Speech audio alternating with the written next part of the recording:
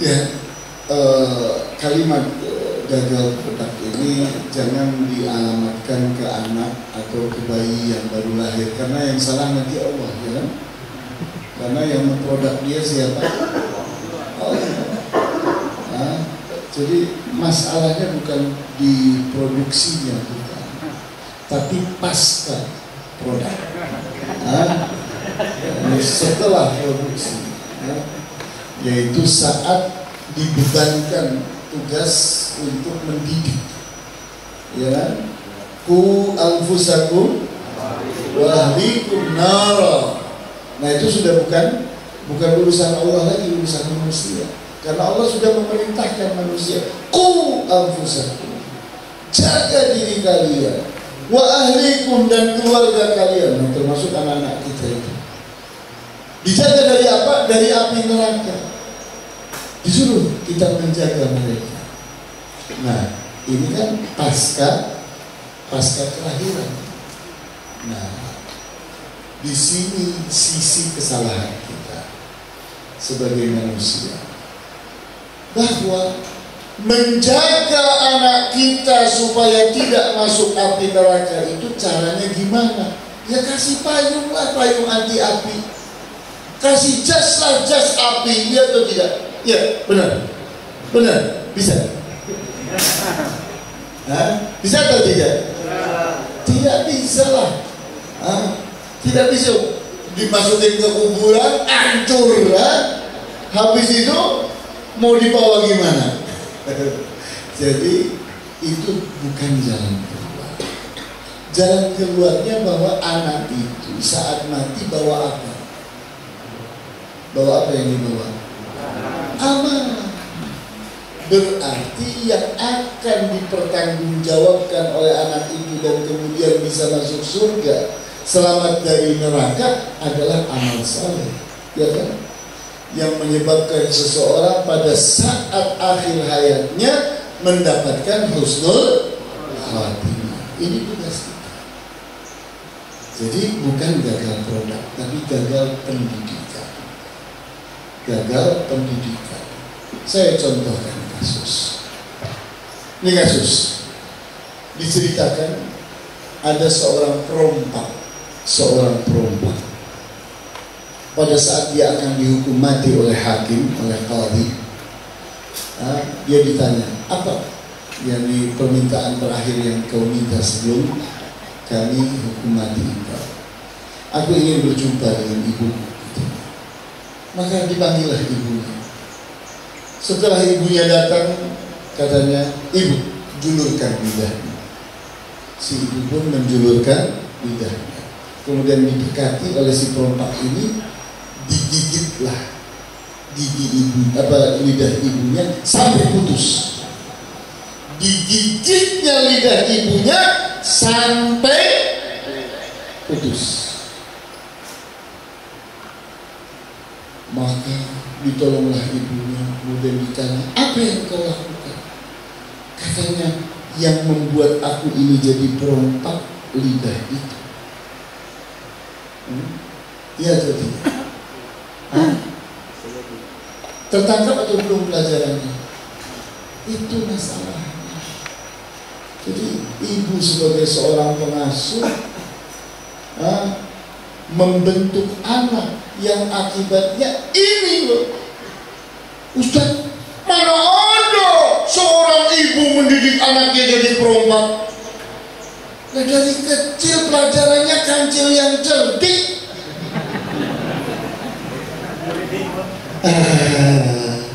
Antum lihat, apa sih kecerdikan kancil? Tipu menipu. Iya atau tidak? Menipu petani, menipu buaya, menipu macan, ya kan? Itu yang diajarkan oleh ibu setiap mau tidur. Hasilnya apa? Koruptor besar-besaran. Iya atau tidak? Padahal guru matematik yang ngajari 2 tambah 2 sama dengan 4, tapi hasilnya kalau bikin laporan keuangan 2 tambah 2 sama dengan 5. Kemana satu itu? Masuk kantong kawan. Jadi antum lihat di sini, gagalnya gagal apa? Gagal pengasuhan. Iya atau tidak? Gagal pengasuhan. Di antara kegagalannya itu gagal nomenklatur, gagal penamaan. Kancil penipu dinamai kancil yang cerdik. Nah, ini penamaan yang salah ini. Pompa air namanya Sanyo. Air dalam kemasan namanya Aqua. Itu nomenklatur sudah. Udah jadi penamaan. Hati juga ya. Kemudian kancil yang cerdik. Kancil yang cerdik. Kancil yang penipu kawan. Jangan dinamai kancil yang cerdik. Ini namanya penipuan. Ya atau tidak? Nah itu. Jadi ini faktor. Kemudian berikutnya, di saat antum berbicara tentang afektif pada taksonomi Bloom, memang sesuai dengan namanya. Belum kan artinya belum. Dia belum menemukan fitrah, sehingga namanya taksonomi belum. Kalau fitrah sudah masuk menjadi aspek yang keempat, namanya taksonomi sudah. Bukan belum lagi. Jadi di sini untuk melihat bahwa masalah kita itu bukan pada afektif yang mereka paham. Karena antum kalau nanti mau membelah afektif itu jadi dua, satu artinya emosi, satu artinya fitrah, nanti antum akan kerepotan menghadapi mereka. Karena mereka itu berkutat memahami afektif itu emosi. Coba antum pelajari. Saya ini sudah menggeluti ini tahunan. Saya tidak menemukan jalan keluar.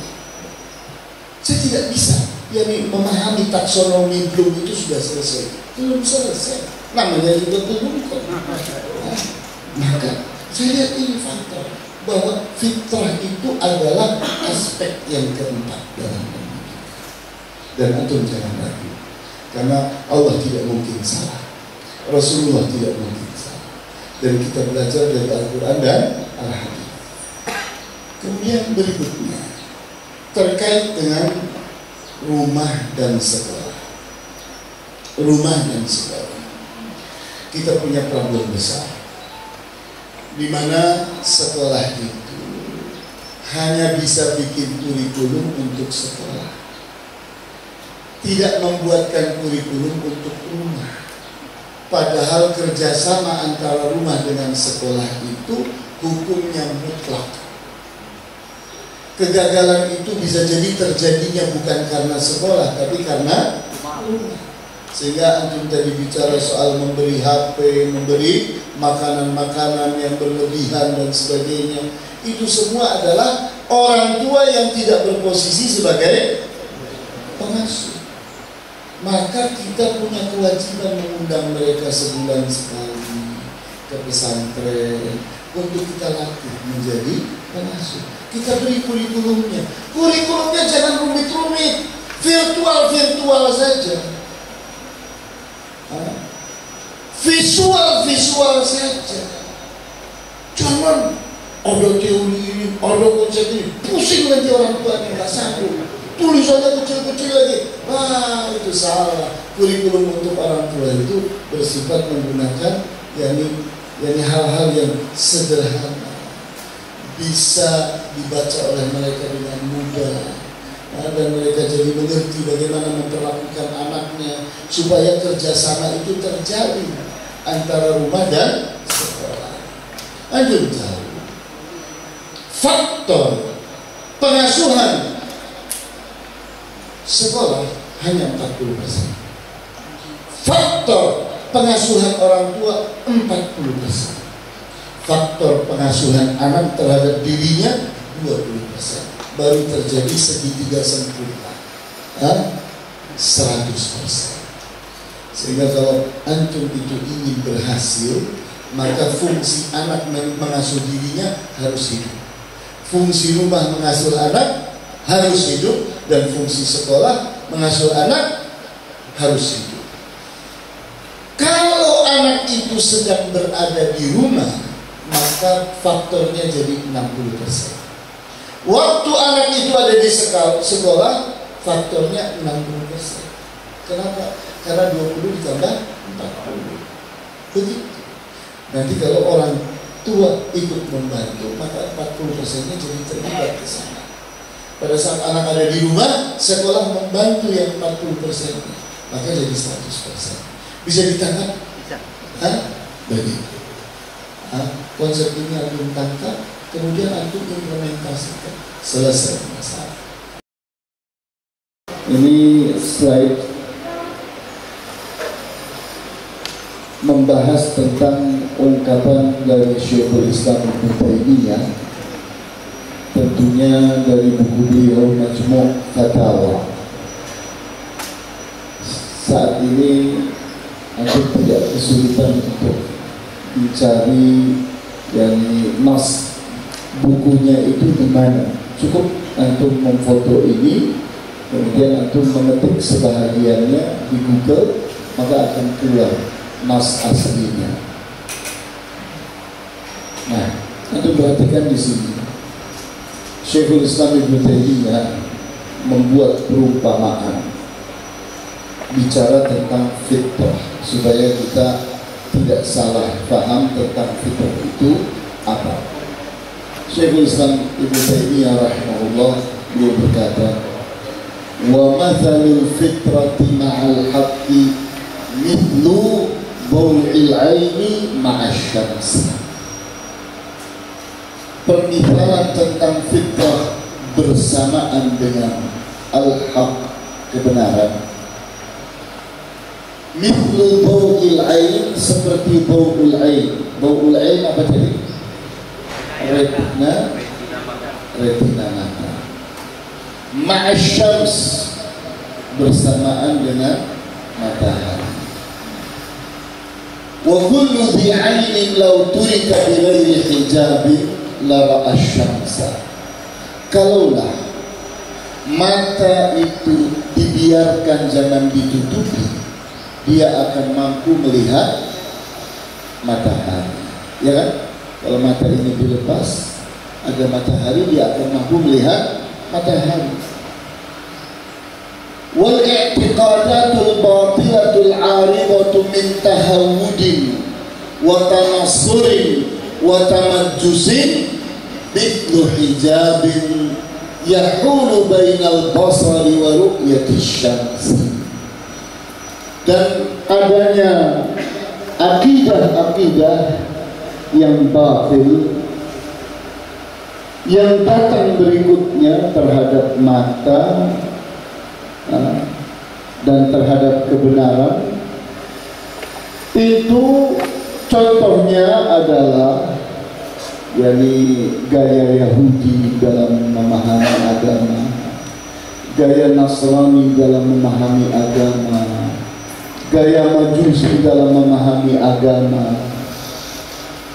Itu semua adalah kebatilan-kebatilan mithlu hijabin, yang mirip serupa dengan hijab, satir penutup, yahulu bainal basari wa ru'yatish syams, yang menutupi mata ini untuk bisa melihat matahari, yang menutupi basirah untuk bisa melihat kebenaran. Iya, sampai di sini bisa dipahami atau tidak? Bisa dipahami, akhwat? Paham? Paham atau tidak? Paham. Ya, ikhwan, paham? Nah, inilah. Jadi berbicara tentang fitrah itu sebegini pentingnya. Di mana fitrah itu, antum bayangkan, ini basar, ini adalah basar yang fungsinya untuk melihat materi-materi. Oh, ini panjang sekali. Oh, ini besar sekali. Oh, ini jadi penting sekali. Jadi kita melihat sesuatu dari materi-materi ini, sehingga melihat merah, putih, silver, abu-abu dan sebagainya dengan mata yang ini yang disebut basar. Sedangkan mata yang ini yang ada di dalam jiwa, yaitu fitrah, itulah yang disebut dengan basirah, yaitu mata jiwa. Mata jiwa yang dilihat oleh mata jiwa itu bukanlah materi-materi ini, tapi value, makna, qimah, nilai-nilai dari sesuatu, benar, salah, baik, buruk, manfaat, bahaya. Contohnya apa? Contohnya, seorang anak kecil naik ke tangga yang tinggi, maka orang tua menjerit-jerit, bahaya, bahaya, ya kan? Tapi giliran melihat pemain sirkus naik ke yang tali yang tinggi, berjalan di atas tali dengan menggunakan payung, gak ada yang menjerit, yang ada malah tepuk. Lah kenapa kok beda? Ini anak naik ketinggian, ini pemain sirkus naik ketinggian juga. Tapi kalau anak kecil ini ditangkap berbahaya, kalau ini berprestasi, loh kok bisa beda? Hah? Iya betul. Kenapa bisa beda? Karena melihatnya nggak pakai ini, melihatnya pakai apa? Pakai basirah. Iya betul. Bisa dipahami? Hah? Bisa dipahami? Bisa. Akhwat, bisa dipahami? Ya, baik. Kemudian, nah ini sebagai penutupnya. Ini sebuah qasidah yang bagus sekali. Qasidahnya mengatakan, laulal fitrata ma'aqala insana. Kalau tidak ada fitrah, manusia tidak bisa berpikir. Loh kok tidak bisa berpikir? Karena kehilangan standar. Berpikir itu butuh standar. Baik, buruk, benar, salah, manfaat, bahaya, itu standar. Itu standar. Ada standar, ada pikiran. Tidak ada standar, tidak ada pikiran. Karena semua itu harus diukur. Adanya akal pikiran itu mengukur. Ya betul. Wafaqa ad-dinu al-aqla li'annahu dinul fitrah. Agama Islam itu sesuai dengan akal pikiran manusia. Kenapa? Karena agama Islam itu dinul fitrah. Yang membimbing akal tadi apa? Fitrah. Dialah yang memberikan standar-standar. Jadi kejam. Kok kejam? Padahal sama-sama membunuh. Ya atau tidak? Orang lagi perang tidak dijeritik kejam, tapi seseorang masuk ke dalam rumah, merampok di rumah, kejam. Iya atau tidak? Kok beda? Di perang, tidak ada orang menjerit kejam, ya kan? Kok beda? Nah di sini orang itu tahu standar. Kapan disebut kejam, kapan disebut wajar. Ada standar di mana menganalisa, membandingkan, memikirkan, menyimpulkan, memutuskan, itu kerja akal pikiran. Di saat akal pikiran itu dibimbing oleh fitrah, maka nilai-nilainya akan baik, benar, manfaat. Sesuai dengan agama Islam. Agama Islam itu datang untuk mengajarkan al-haq, kebenaran, al-khair, kebaikan, al-maslahah, manfaat. Pas. antara akal pikiran yang terbimbing dengan fitrah dengan agama Islam itu pas, match, sinkron. Ala qadri salamatil fitrati takunu salamatul aqli. Seberapa ukuran keselamatan fitrah seseorang, itu sebesar itu pula keselamatan akal pikiran. Jadi ukuran akal pikiran itu selamat atau tidak, itu seukuran selamat atau tidak fitrah orang itu. Seberapa selamatnya pikiran orang itu sangat tergantung dari keselamatan fitrahnya. Antum ngobrol dengan orang liberal, pusing kepala antum. Standarnya dia bukan standar antum. Standarnya dia tidak beragama. Mereka itu para pengikut hawa nafsu. Gak ketemu. Sedangkan antum terbimbing dengan agama. Gak ketemu. Dia membenarkan yang salah, sedangkan antum membenarkan yang benar. Dia menyalahkan yang benar, sedangkan antum menyalahkan yang salah. Gak ketemu, gak match. Kenapa? Karena mereka tidak sesuai dengan fitrah. Mereka menentang fitrah. Seperti itu. Wa ala qadri salamatil aqli takunu salamatud din. Seberapa kadar keselamatan akal pikiran, maka sebesar itu pula keselamatan agama seseorang. Kita ingin mengukur orang ini agamanya gimana sih? Agamanya selamat atau tidak? Atau agamanya sudah luka, sudah jadi korban hawa nafsu? Karena si pelakunya adalah manusia yang hidupnya liberal, ingin bebas, tidak ingin ada yang diharamkan. Semua serba boleh, ibahiyah, semua harus dibilang boleh, tidak boleh diharam-haramkan. Nah, kita bilang agama seseorang itu kadarnya sesuai dengan kadar akal pikirannya. Akal pikirannya seberapa rusaknya, maka sebegitu rusaknya agama orang itu. Nah, bisa dipahami? Kita lanjutkan. Taslamul fitratu bisalamatil muallim.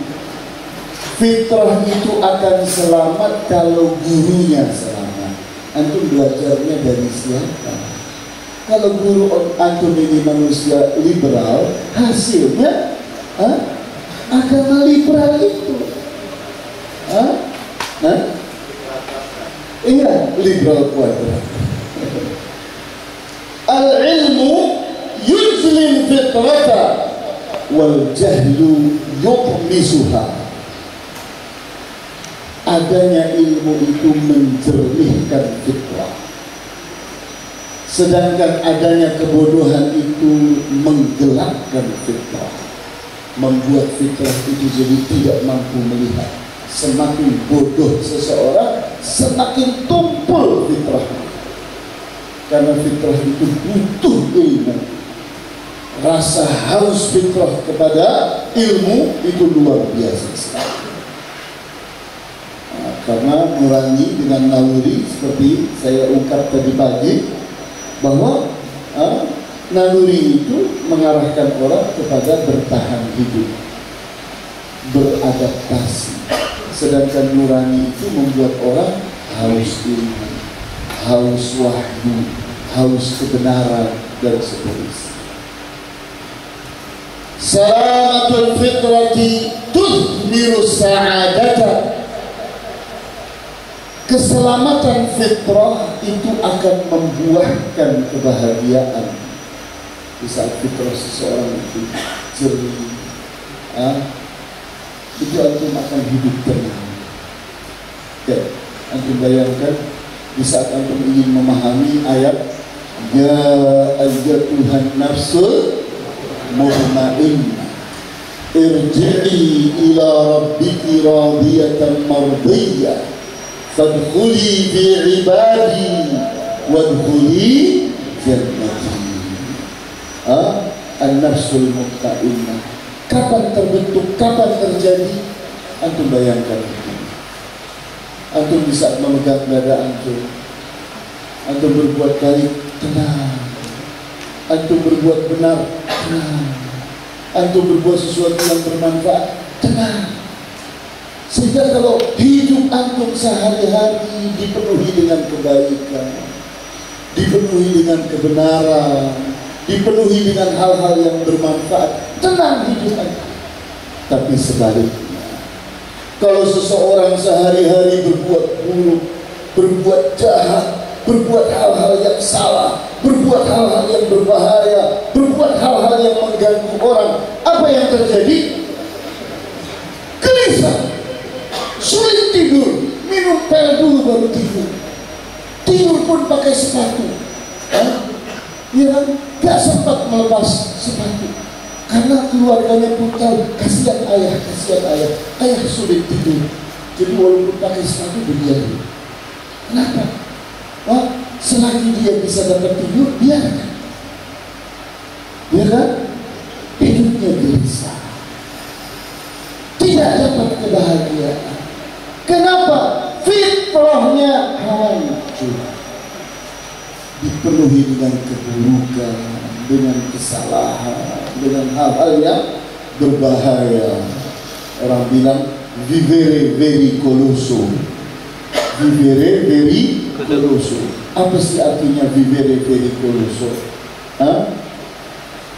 Ada orang bloknya, katanya keturunan Portugal. Ini bahasa Portugis. Vivere pericoloso artinya nyerempet bahaya. Hidupnya senang dengan hal-hal yang nyerempet bahaya. Padahal Rasulullah mewaspadakan orang untuk tidak dekat-dekat dengan apa?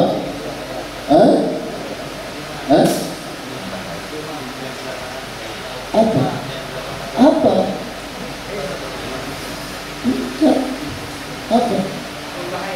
Innal halala bayyinun wa innal harama bayyinun wa bainahuma umurun mushtabihatun la ya'lamuhunna illa qalilun minan nas.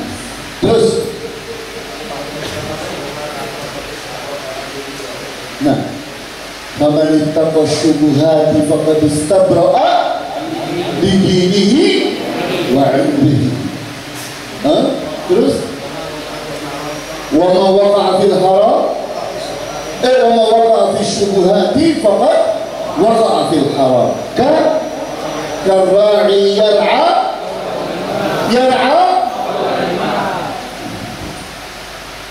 seseorang menggembalakan kambingnya di dekat area terlarang, area perlindungan, dilindungi oleh raja. Yushiku ayyar ta'adi, hampir-hampir kambingnya itu makan di tanah yang haram, di tanah yang dilindungi itu. Akibatnya nanti kalau di penjara, yang di penjara bukan kambingnya, tapi seperti gembala. Jadi Rasulullah SAW mengumpamakan hawa nafsu itu seperti kambing. Ya, bisa ditangkap dulu. Nah, jadi aku lihat di sini. Salamatul fitrati tukhbiru sa'adata. Keselamatan fitrah itu akan menghasilkan kebahagiaan, ketenangan hidup, itminan. Atau apa sih definisi kebahagiaan dalam Islam? Al-Allamah Muhammad Salih Al-Utsaimin mendefinisikan kebahagiaan, as-sa'adatu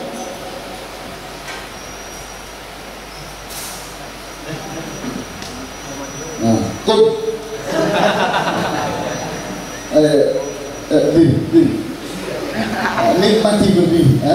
Biar antum tahu bahwa berdiri itu menghilangkan ngantuk. Kita buktikan. Nah, Syekh Muhammad Saleh Al-Utsaimin mengatakan as-sa'adatu hiya itminanul qalbi wa insyirahus sadri. As-sa'adah, kebahagiaan itu adalah itminanul qalbi, tenang-tenteramnya jiwa, wa insyirahus sadri, dan lapangnya dada. Itu kebahagiaan. Kemudian wa kharabuha yakni syaqawata, rusaknya fitrah itu akan membuat orang menuju kepada kesengsaraan. Di saat seseorang tidak peduli buruk, tidak peduli salah, tidak peduli bahaya, hidup dalam keburukan, kesalahan dan bahaya, dia akan merasakan kesengsaraan. Di dunia ini pun dia akan merasakan kesengsaraan itu, tidak menunggu nanti di akhirat. Al-fitratu la budda laha min ilmin hatta ya'qila sahibuha. Fitrah itu mau atau tidak mau, dia itu membutuhkan ilmu, karena dengan ilmu itu orang yang memiliki fitrah itu bisa berpikir. Berpikir itu butuh modal.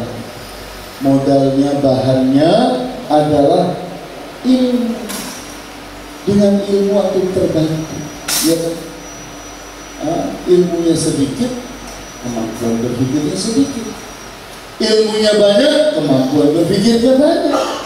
Karena ilmu itulah standar rambu-rambu, ya gitu, yang membuat seseorang bisa tahu mana batasan baik, mana batasan salah, mana batasan buruk, mana batasan benar, mana batasan bahaya, mana batasan manfaat. Seseorang bisa mengetahui itu dengan ilmu.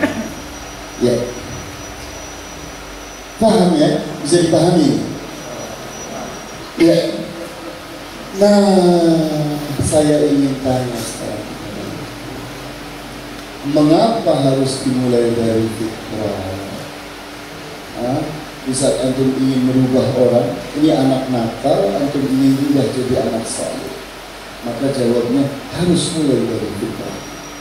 Kenapa? Mengapa? Jadi kita sudah belajar dari pagi ini. Iya, mestinya sudah punya kesimpulan. Iya, silakan. Kenapa? Iya, kenapa? Karena kesadaran. Sumbernya kesadaran di mana?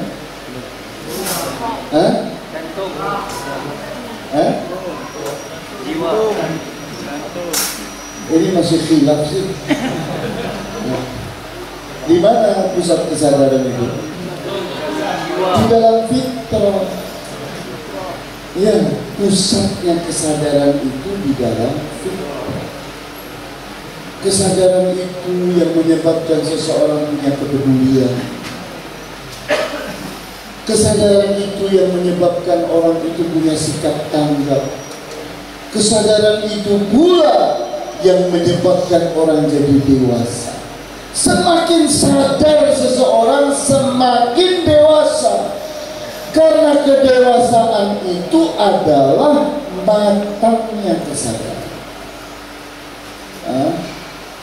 Kedewasaan itu adalah matangnya kesadaran.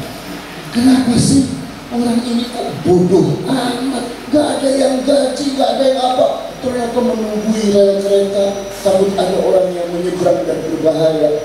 Kok apa yang mendorong dia? Apa yang mendorong dia? Ada orang jaga rel kereta supaya orang salah. Apa? Kesadaran yang matang. Sadar banget, saya tidak peduli dengan gaji. Saya ingin orang salah. Hebat kan? Iya tuh tidak. Nah, itu kesadaran itu hebat sekali. Nah, yang menyebabkan anak itu nakal, apa yang menyebabkan anak itu nakal? Rendahnya kesadaran. Kenapa sih ada anak nakal?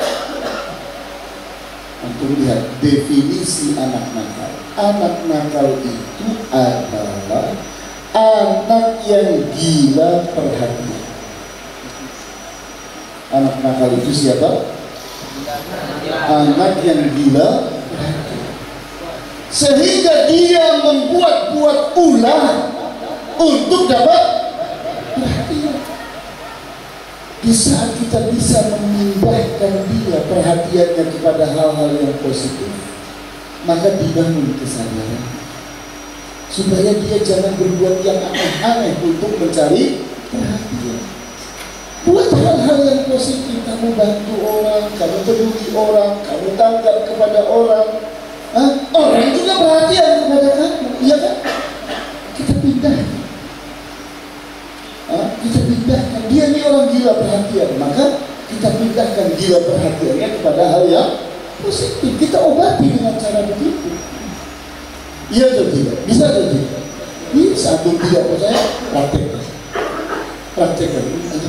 Kok gila-gila perhatian anak? Ayo kita bimbing, kita arahkan sampai kita dekat. Setelah itu ayo kita cari perhatian orang dengan hal-hal yang positif. Karena kemarin itu disebut nakal karena perhatiannya dicari dengan hal-hal yang negatif. Tinggal kita pindahkan kepada hal-hal yang positif. Selesai.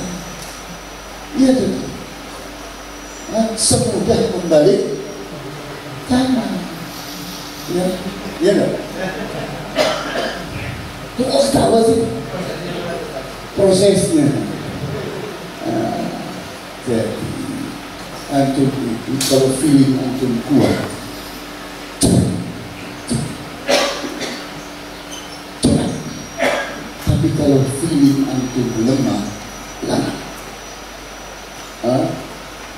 Dari mana saya mau bicara?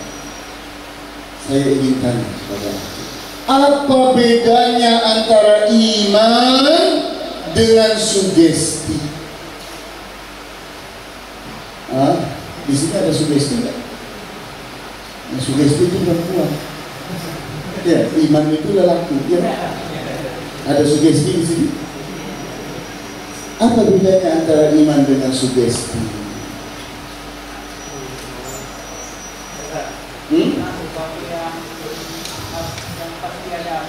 Yang mana? Sugesti? Iman. Kalau sugesti?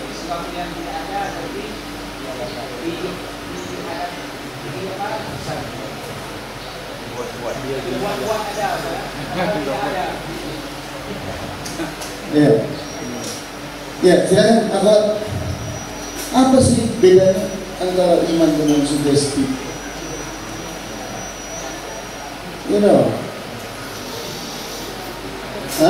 Apa bedanya antara sih?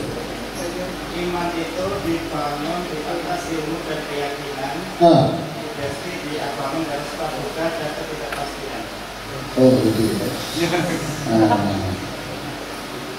Iman itu dasarnya adalah ilmu. Tanpa ilmu tidak ada iman. Tapi sugesti itu tidak harus dengan ilmu. Sehingga antum kalau makan jeruk pagi-pagi sakit perut. Orang barat tiap pagi minum jeruk tidak sakit perut. Kenapa? Karena antum punya sugesti. Ibu antum selalu bilang, nak, jangan minum jeruk pagi-pagi, perutmu kosong, nanti sakit perut. Kepegang sama antum. Jadi imannya antum. Tapi iman tanpa ilmu namanya sugesti, perempuan. Kalau iman dengan ilmu, laki-laki, iman. Banyak kawan antum namanya iman. Mesti laki-laki. Ya. Nah, di sini yang kedua, bedanya iman dengan sugesti. Seorang pengasuh itu di antara kelebihannya itu punya sugesti yang kuat, sehingga cukup dengan memegang dada seorang, cukup di akhir. Berhenti. seperti memerintah. Jadi menasihati orang cukup bilang gini, cukup biasa, jangan dilanjutkan. Ya Ustaz, ya Ustaz, berhenti. Iya.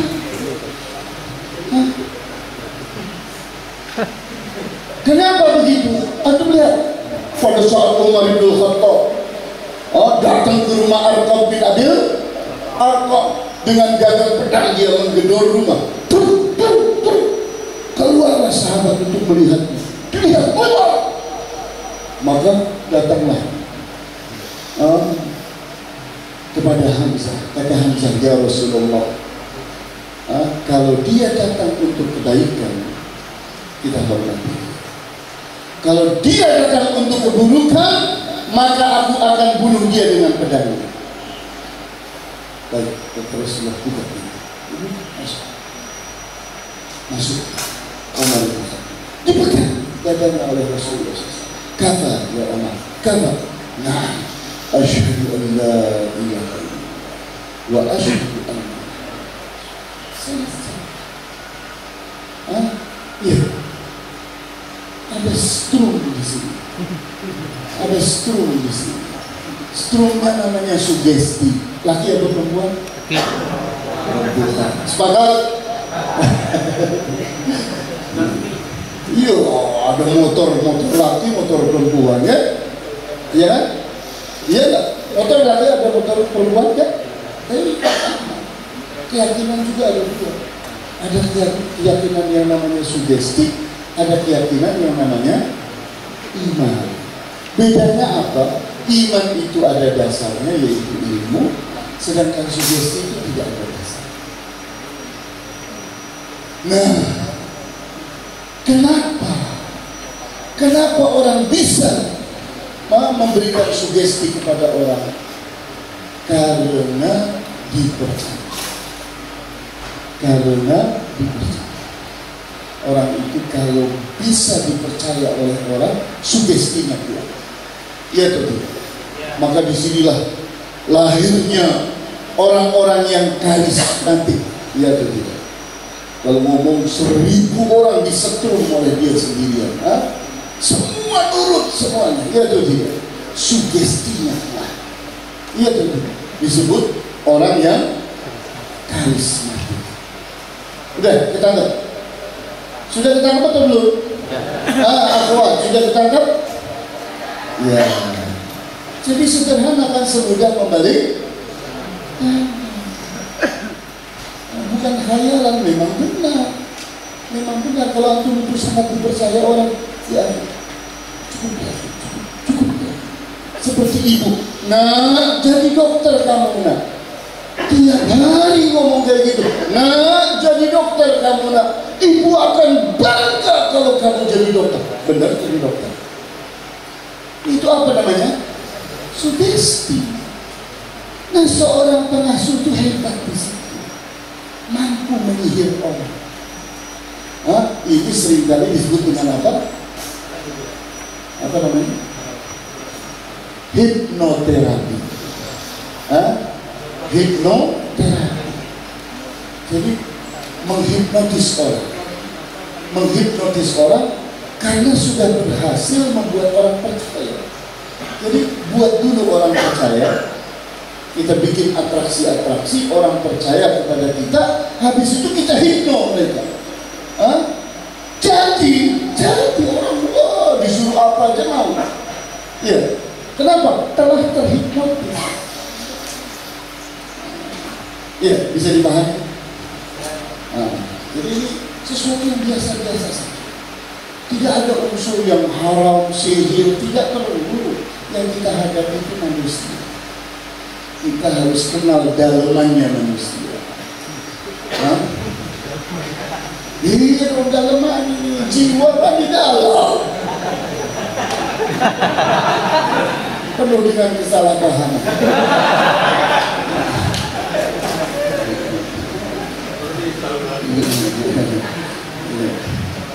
Ya, jadi Allah yang merahnya nggak jelas. Sebentar, saya beritahu dulu.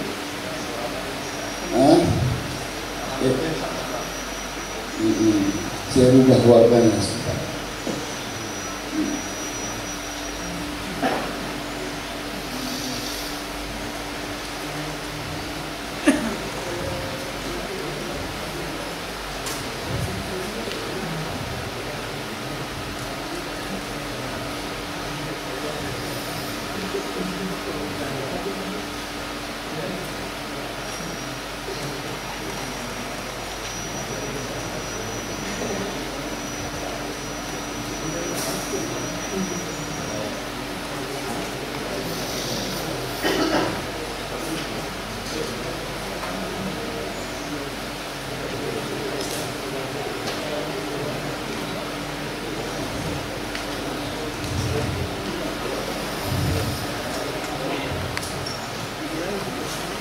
Iya, Anda melihat fitrah adalah pusat kesadaran.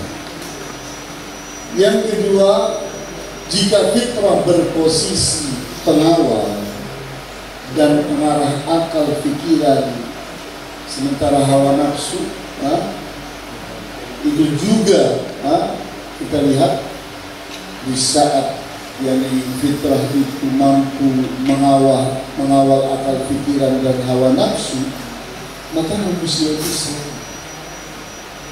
Anda bayangkan apa sih kalau gitu posisi fitrah itu? Fitrah itu Anda khayalkan seperti seorang pengawal.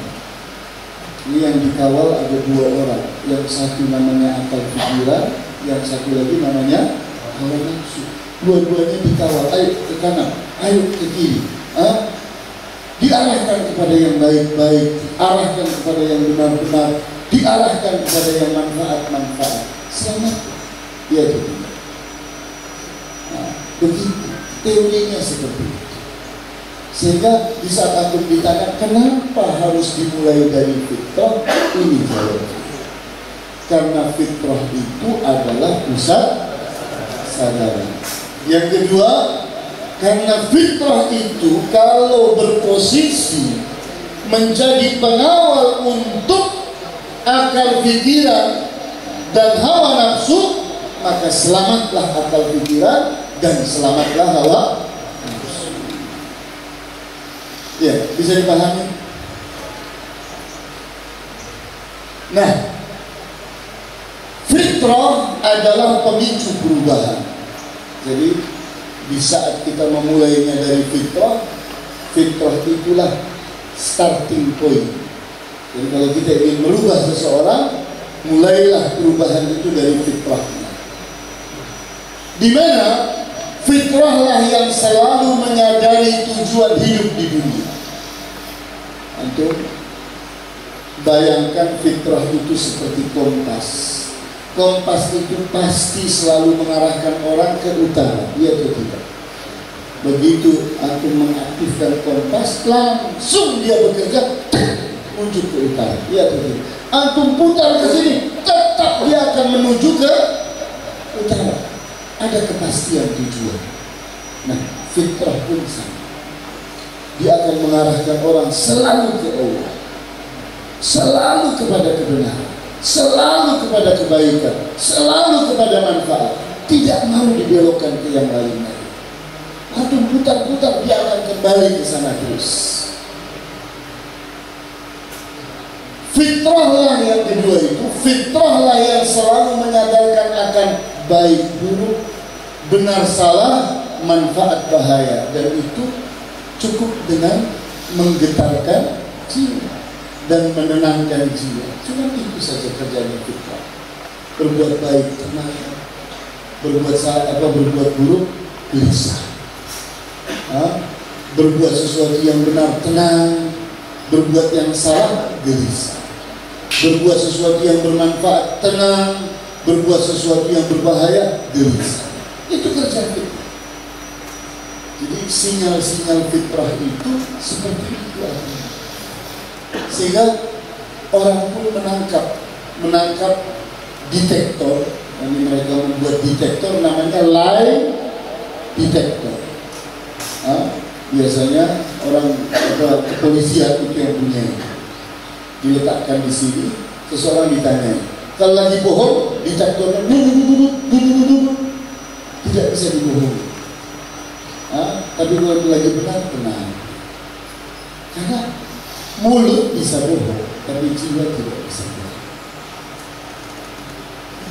Kemudian fitrahlah yang mampu mengalahkan hawa nafsu. Jadi kalau antum ingin mengalahkan hawa nafsu, kuatkan fitrah, kuatkan nurani.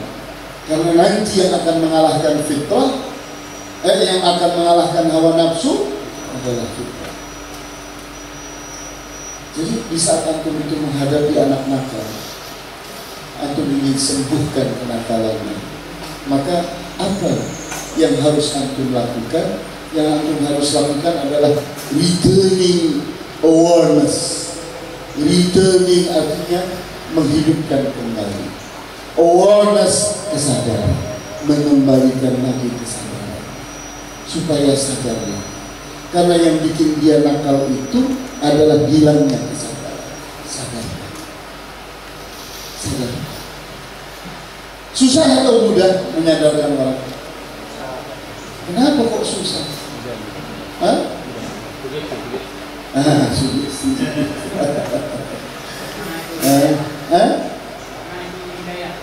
Ya, salah kau. Antum jangan sedikit-sedikit mengaitkannya dengan hidayah. Hidayah itu hak prerogatif Allah. Kita mengarahkan orang supaya dia itu layak dapat hidayah. Itu kewajiban kita. Bukan, wah ini urusan hidayah kan urusan Allah, Ustaz. Ya biarin aja, dia gak dapat hidayah kok. Akhirnya kawin dapat hidayah. Ada yang salah. Tapi menikah dapatnya tidak.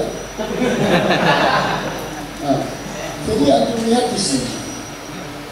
Di saat seseorang itu melihat anak nakal, apa yang antum harus arahkan dia? Bangkitkan kesadaran. Di mana antum tahu yang menyebabkan orang itu tidak dapat hidayah apa?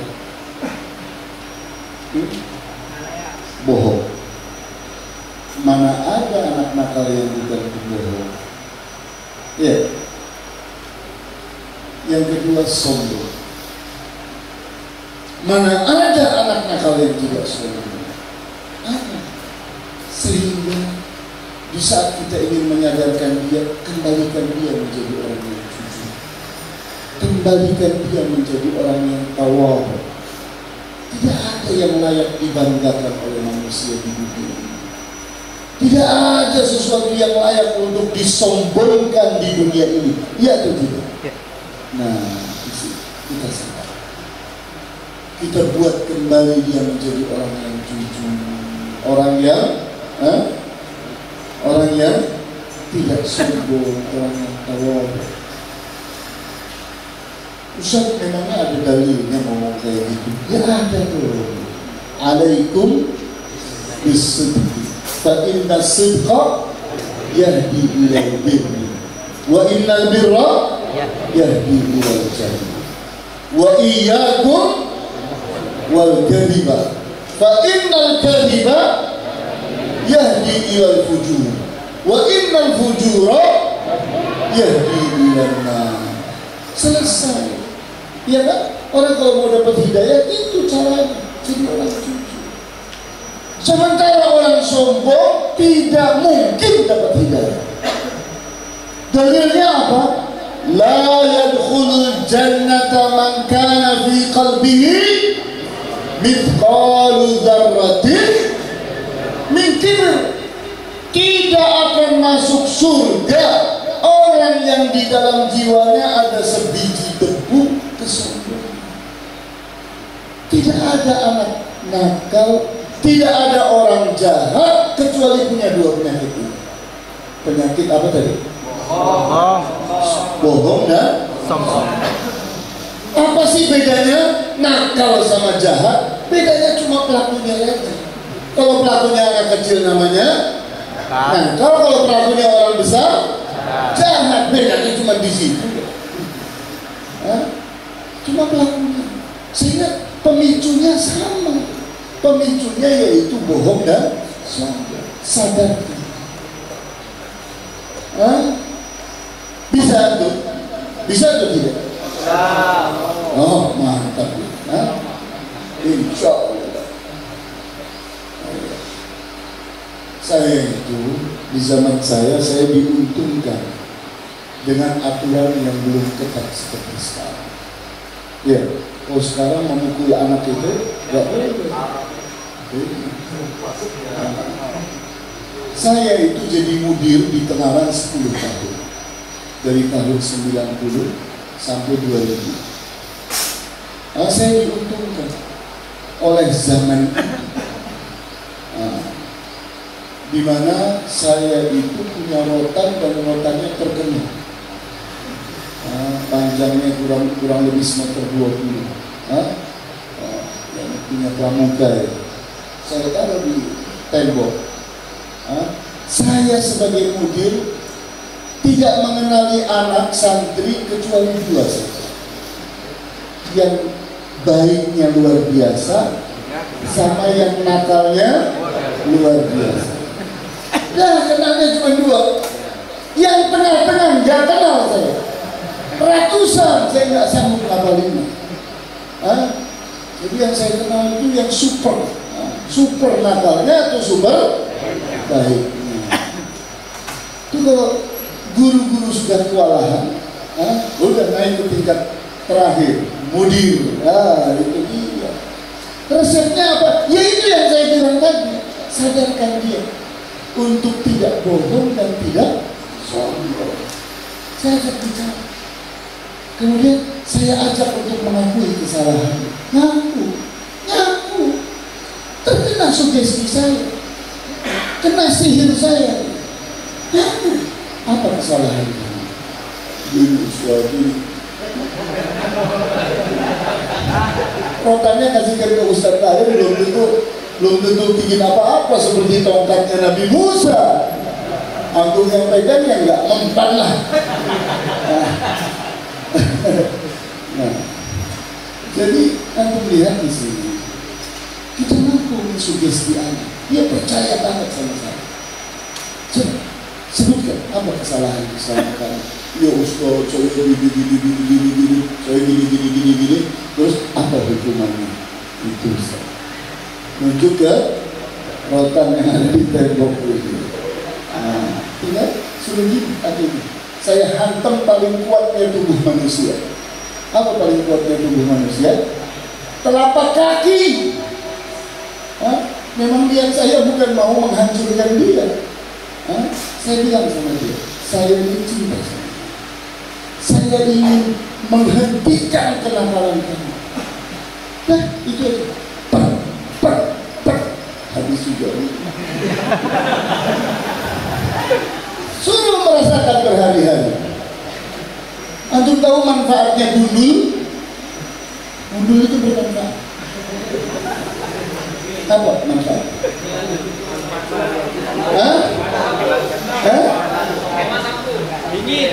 Antum tahu berapa lama untuk jadi gondrong lagi? Berapa? Sebulan? 3 bulan? Nah, selama itu dia lagi berpikir bahwa saya melanggar. Kan penting kan? Pelanggaran dan waktu. Mikir seseorang, dilihat lagi sama orang, ingat lagi. Dilihat lagi sama orang, ingat lagi. Karena di kepalanya ada mahkota. Mahkotanya apa? Lontos.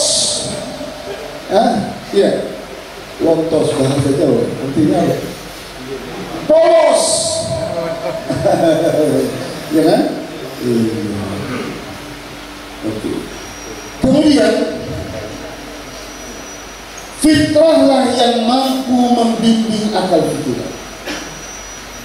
Dengan nurani itu akal pikiran terdidik. Ikut sama ini yang baik, ini yang benar, ini yang bermanfaat. Ikut. Pertimbangan fitrah bisa diterima semua pihak. Antum bayangkan PBB itu menyepakati apa? Nilai-nilai manusia. orang kafir, orang Islam, orang dari seluruh bangsa sepakat kepada nilai-nilai kemanusiaan. Kenapa? Karena itulah fitrah.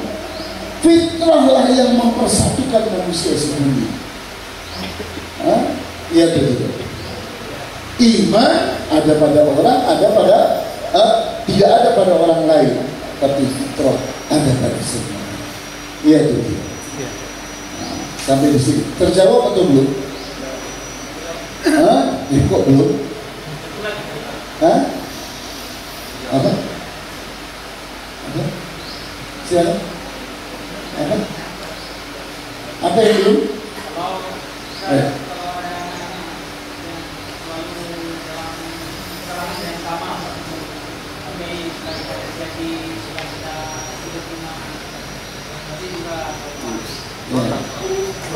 Saya menganjurkan itu di antara kamar-kamar sakit itu ada satu kamar namanya kamar karantina.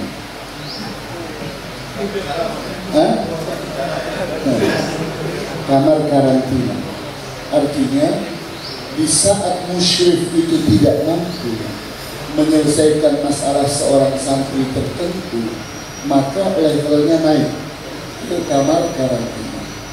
Selama beberapa bulan dia tinggal bersama musyrif yang senior, pengasuh yang senior, karena ini levelnya tinggi, ya, maka harus dihadapi oleh kemampuan yang tinggi.